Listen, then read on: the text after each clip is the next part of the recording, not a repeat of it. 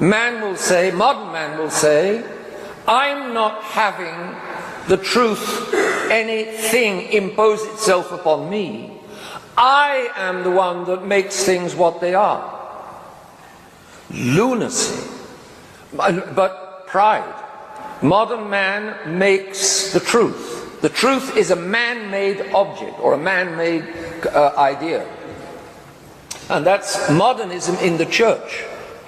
And how did modernism and Vatican II and the whole official church, the new religion of the official church, the new Catholicism of the new church, how did it come into the church?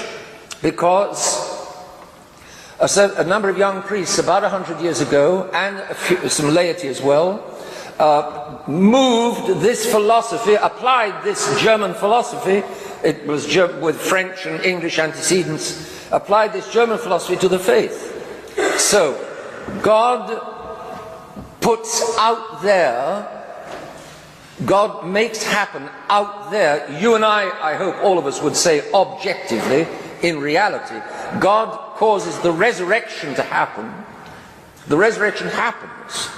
This body of a man, an ordinary, a normal human nature, body and soul, which has been on the earth, face of the earth for 33 years, this body was racked on a cross until body and soul were separated. In other words, the man died upon the cross.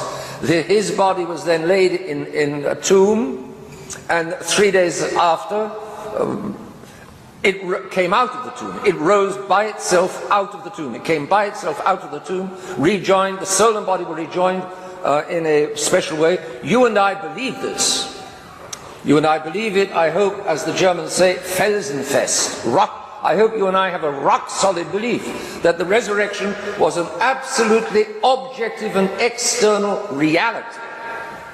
A reality outside our minds, and if our minds say, this reality is what happened, then my mind, I say, if I believe in the resurrection, then my mind corresponds to the reality, and the relationship of my mind corresponding to the reality is truth. My mind is in the truth and I am in the truth if I say the resurrection was an objective external reality. And I sing it, Credo in unum when I get to the resurrection of mortuis, I believe it. And I'm right. It is that because it did happen. It's something external and outside my mind. And I can't change it's not having happened, and no human being, and not all human beings together can change the fact that it happened. None of us can change the fact that the Lord God once took flesh as a human being, united a human nature to his divinity, and lived for 33 years like any other human being on the face of the earth. That is an objective reality. Well, the modernists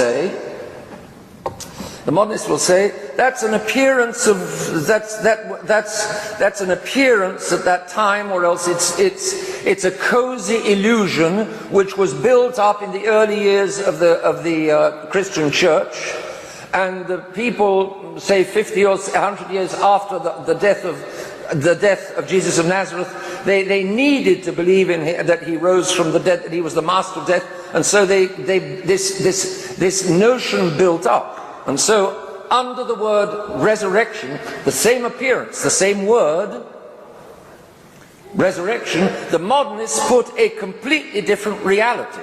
Just like behind the cream of this wall, the cream color of this wall, which I can see and hear, I put the reality of, let's say, a door. I say it's a door. Similarly, the modernist comes to religion and he says, that word resurrection, you say that word means that a body, a human body that had lived and died, lived for 33 years and died in this life, actually by itself came out of the tomb, being reunited with itself. That's what you think the word means. But what I think it means is, what the word really means, he says, is that the Christians needed to feel something so good about their religion, about the founder of their religion, that they invented his having risen from the dead. So behind the same words and appearances, they put a completely different content. And that's the secret of modernism. Same thing. Is there or is there not, even before, is there or is there not a God? Today, minds are at the stage of, is there or is there not an objective truth? It stands to reason that if there is not an objective truth, there cannot be an objective God. If I have no grip on being, how am I going to have any grip on the supreme being?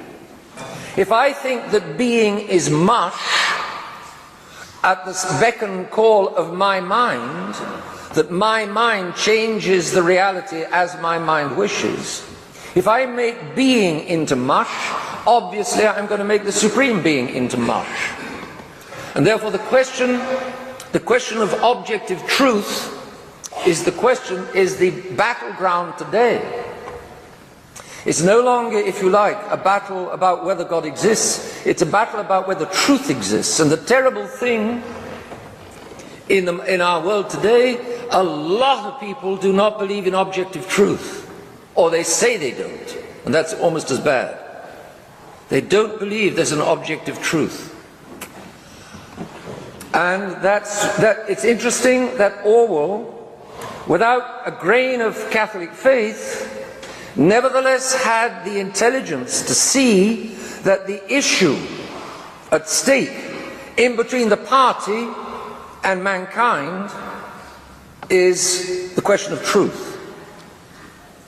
If there is an objective truth, then the party will be sooner or later undone. It will not ultimately succeed in imposing itself on reality.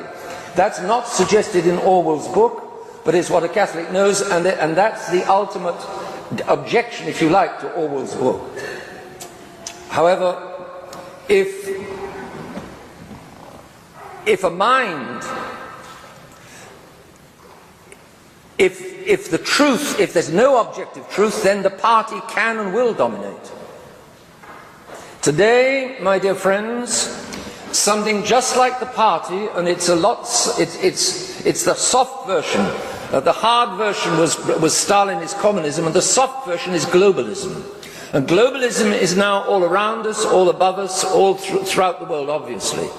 It's the continuation of communism, because communism is atheistic materialism and globalism is atheistic materialism. Therefore, globalism is the soft version of hard Stalinism. But the two of them are both driving towards a world government by, exactly like in Orwell's 1984, a world government where man is the complete master, including the master of 2 and 2 are 4. And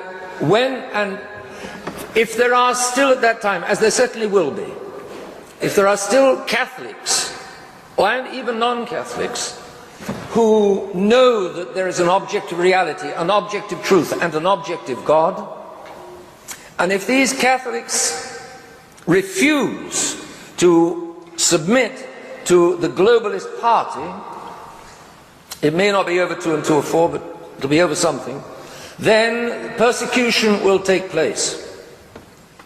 Notice already how the whole official church has been obliged to start coming back to the Tridentine Mass.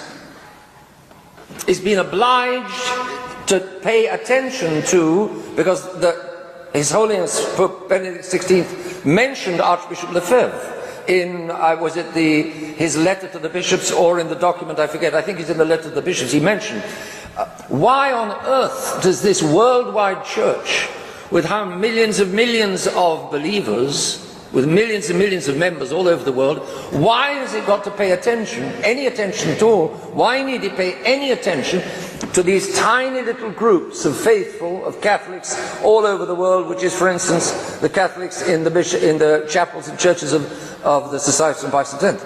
Numerically, we are insignificant, and he needn't have bothered. Why did he bother? Because